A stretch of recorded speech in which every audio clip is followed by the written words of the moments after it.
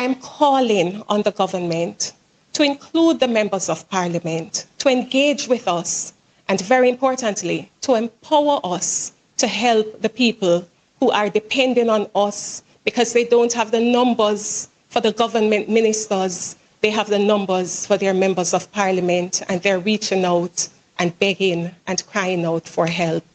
I'm asking that the government consider making an allocation, particularly to the members of parliament in the deeply affected communities, constituencies, where it's not just a case of clearing the roadways, it's a case of actually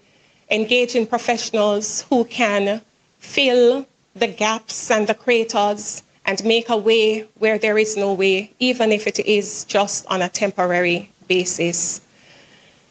The hurricane has wreaked substantial damage, and it's important that there is equitable distribution of resources. I have received only 150 care packages from the government for distribution. That doesn't even last one lane